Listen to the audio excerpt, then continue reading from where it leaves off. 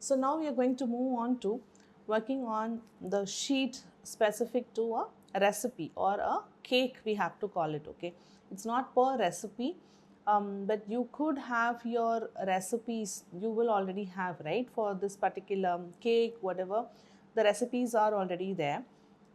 So the first thing is to have the recipes, um, have the units in the recipe, not in cups and not in teaspoons. Obviously I'm going to tell you what is going to be, say, a teaspoon of baking powder. What are we going to do? Like, the recipes are not going to tell you 2 grams or 3 grams of baking powder, right? But yeah, there could be recipes where you will be using 1 cup of milk, or maybe half a cup of all purpose flour, maybe 3 by 4th cup of sugar and all that. But it's not wrong to use that, but for our worksheet to be working, you need all of the ingredients in grams or ml. Obviously for things like eggs, and then say maybe you're going to use fruits or maybe lemon, for example, they'll come in numbers, right? That is what you buy, 1 lemon for so and so rupees, and 1 egg sometimes maybe costs rupees 12 or sometimes costs 6, depending on where we buy and what eggs we are buying, right? So they are whole ingredient, and you will be using them, like maybe 1 egg. Obviously then if you're going to use half a egg, then you could change the value. Okay, I mean the quantity of what you're buying. So instead of 1 egg, then it will become a 0.5. Okay, so that's how it will work in this particular Excel sheet, right? And then most of the teaspoons, like say maybe you have a teaspoon of vanilla extract, then a teaspoons by volume is 5 ml. A teaspoon of water is 5 ml. So obviously a teaspoon of milk will also be 5 ml. You're buying milk in ml, right? Liters, like half a liter. So that specific thing of what is the cost of half a liter of milk or 1 liter of milk, what you buy, is already input in the master sheet, right? So now we are going to move on to working one specific cake, which is for one order, what you have to do. Now there is one sample template that you see here that is given to you. Do not change anything in that, because I want you to have this template as it is. So anytime you have made maybe a mistake or changed something, then you can fall back to the sheet and copy the sheet, so you could move on to using it for a newer recipe, or maybe you want to start over for a particular thing because of a mistake. Then this is the sheet, this is the template, that no mistakes have happened as of now. Okay, so the first thing that you will do is, the sample template is given, right click on the sample template, say a move or copy, and create a copy, right? And then say okay. Now the sample template 2 is the name that it is given to that particular sheet. Double click on that and then change the name of the sheet, vanilla chocolate cake. So the recipe that I am going to use for costing is vanilla cake with chocolate ganache, and then I'm going to use a whipped cream, assuming we are going to use filling and then frosting, because I wanted to show you if there are more than one component in a cake, how are we going to deal with that. So this exact same sheet you will use for maybe cookies or brownies or tarts, because there will be one component minimum, 2 up to 3, 4, even 5. Now here in this sheet what you see is 15 rows of the recipe, the ingredient cost. This whole thing that I am blocking now, as you see, is for the recipe ingredients should be input only in this particular area, and also which are the places that you can go edit or delete or copy or do whatever, is this part which is marked in green, which is the ingredient, and then the quantity that you need to use, you are going to use in the particular recipe. So this part and the corresponding quantity used is what we are going to change. We are not going to touch any of these, because there are formulas that are coming up from different places in this particular Excel sheet, and we do not want to change or alter any of it. Do not delete, assuming when you're going to add a specific value. Also, you cannot add a new thing, say maybe coffee. Now, if you're adding a coffee anywhere here, this is going to throw up an error saying that the value does not match and it is not going to allow you to move forward. Now, if you are going to add a new ingredient here, you need to go to the master sheet. Now, the drop down comes, that is very important. You need to notice for the drop down, this whole thing works because it comes from the master sheet. You click on that and then check drop down, click on that small down arrow. All the ingredients that are there in the master Excel will pop up. The master sheet will pop up here. You will be allowed to pick the ingredient from this drop down only. So click on the all purpose flour. When you do that, the quantity and the unit in which you already bought it with the exact cost will pop automatically from the master sheet. You do not change this here. Now, say suppose you have purchased the all-purpose flour for 60 bucks, then come back here and then change it to 60 and then go back here. The value has already changed to 60. Now, if you think, you have to change the cost, oh no, I had bought the all-purpose flour this time from a shop nearby and then it was expensive, then do not change the value here. Go to your master sheet, change it there and then come back to take a look at here, then it is going to change automatically. So there are two things for this particular section. You need to input only in the green.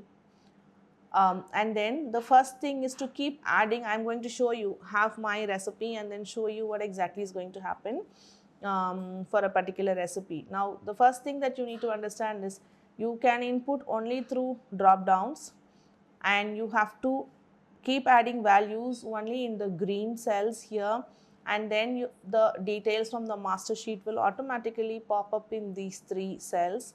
And after inputting all the values, all the ingredients list from your recipe in this particular column of cells, later you will go and input the quantity as per your recipe in this particular set of cells. Okay, so this whole thing will be for the ingredients. Now, there are 15 rows that are given.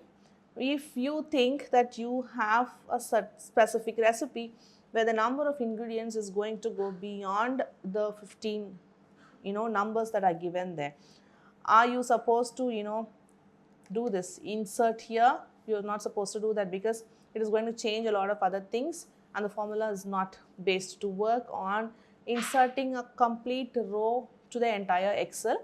You're not supposed to do that. So how are we going to include the 16? How are we going to include more rows here? Okay, so what I am going to do is start from 16. Okay, that is the last one here.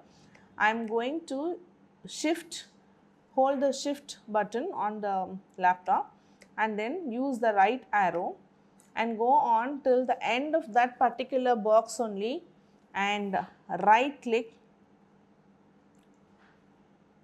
copy. Okay, and right click, insert copied cells, shift cells down and OK. Then you have the 16th one copied. I just did a escape, clicked on the escape button, so the copy thing goes away. And you have a 16 and then change this number to 17. Let me redo. If I have to add a new row, because I want to add an additional ingredient in this particular box, I cannot do an insert complete row. I have to do a shift and select the rows in that particular box only. Right click, copy. Again, right click, insert copied cells, shift cells. It could be up or it could be down. Do not do the shift cells right. And then you have the new row that's popped up and then change the number. Okay, so this is for the recipes.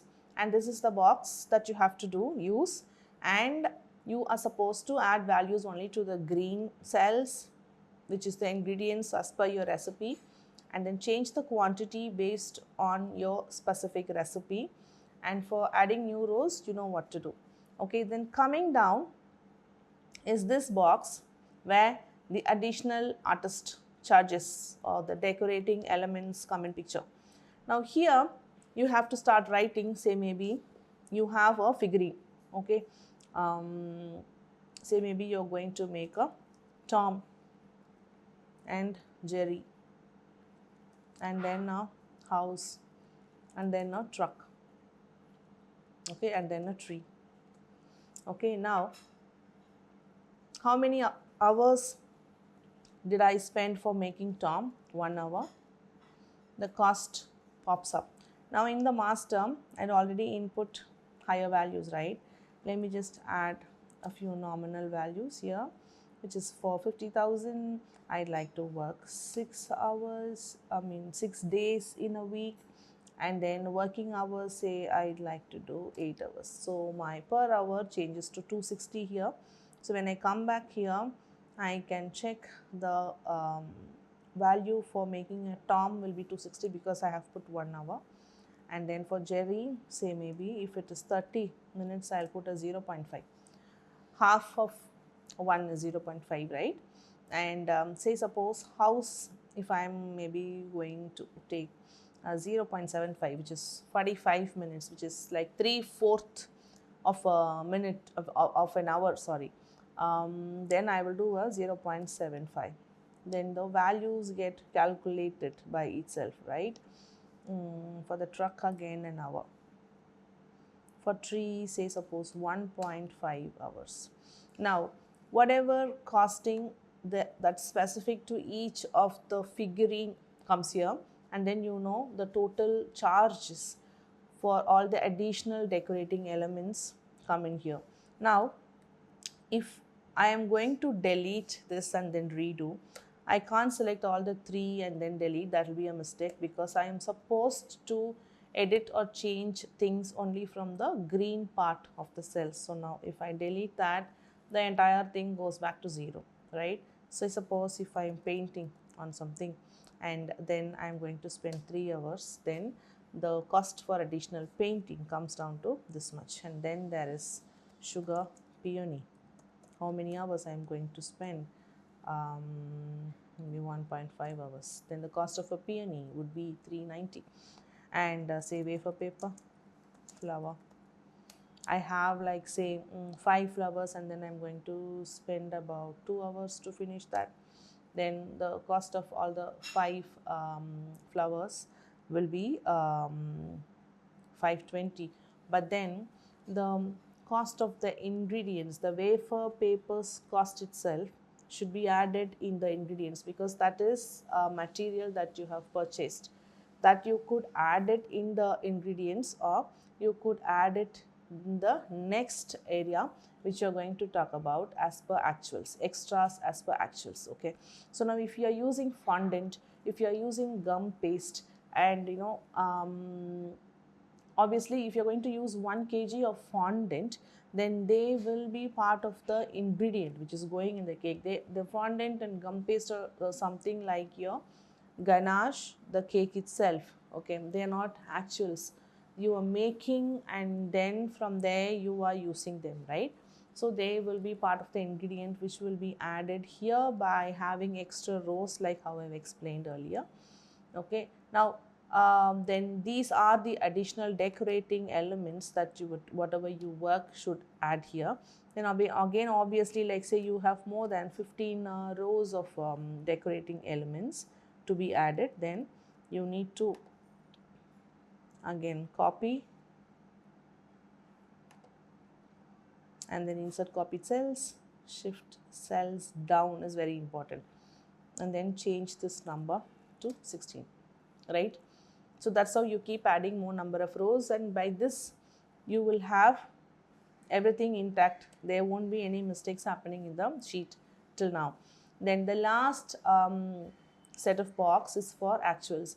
Now here what you have to do, cake boxes, what was the cost of a cake box, like maybe say 40 rupees, and then maybe if you used fresh flowers and then you spent say maybe about 240 actual, okay, you can't approximate this, and then maybe you had cake boards,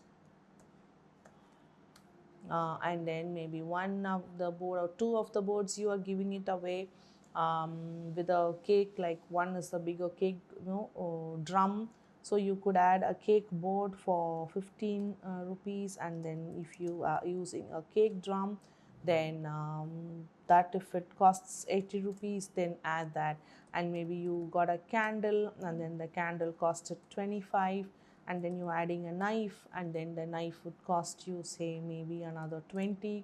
So keep adding anything extra that you're going to use for that particular cake as a box and then send it out. Then all of them, just keep adding the extras as per actuals. The formula keeps automatically adding that and putting it here to show you how much of extra cost that you are going to spend for that particular cake, which is not the ingredients alone. Okay, so this is the third section in this sheet. Now these are all the stuffs that you need to input, okay, and there are three different sections that come specific to each of the cake. Now this one on the right side is the calculator itself. There are quite a lot of formulas there, so try not to touch on most of the different other colors given there, but what is there in green is what you need to touch. So there are two places in this whole box, there are only two places that you can touch, which is this one, which is the additional margin. I'm going to talk about that when I come to that particular section. And then the number of products, obviously if it is a layered cake, then that whole thing is one cake. Now the same sheet you could be using for brownies, for cookies, for cupcakes. Then for that particular recipe, if it is going to make 12 cupcakes is what you're going to sell, then you want to know the cost of one cupcake. Then the number of products here, you have to change it to 12. And say for the brownies, if you're going to make 9 brownies of that particular recipe, then all that you've written here is for that one recipe of brownie, and then you're going to cut them out into 9 pieces and you want to know the cost of one brownie. Then the number of products, what you see there, should be changed to 9. So it is going to, after adding all the profit margin and calculating every of the extras, the final price will be divided by 12 or 9 or 4, depending on the number of cookies that you're going to make. So this has been designed to use for layered cakes as a whole. So you have to input that one, that is going to be in default 1. And if you're going to use it for smaller desserts which you are going to cut and then sell it in portions, then you could change the number, then you're going to get the cost of that particular portion. Now even if it is a layered cake and you're going to slice them and sell them as wedges, then this will help you to tell the cost of one wedge, so you can sell it as wedges separately. You don't have to get stressed out like this is what happened and that's the whole cake and what am I going to do, I don't know how much each wedge is going to cost. That is going to make your life easier. Okay, so this sheet has this set of information. Now the next thing what I'm going to show you is use a recipe, and I'm going to input the recipes in this Excel, and I'm going to assume that I'm going to make a farm theme cake, and with the actuals which I've already input, that I'm going to maybe retain. Fresh flowers I wouldn't need, right? So I'll just remove that particular row. And so in the next lesson I'm going to add one recipe, and I'm going to show you what it is going to give me. I mean, I know it is that you do the whole thing, then this sheet will calculate and tell you what is going to be the price. And in that lesson I'm also going to talk about the additional margin that you can see here in green, what it is about. Okay, so see you in the next lesson.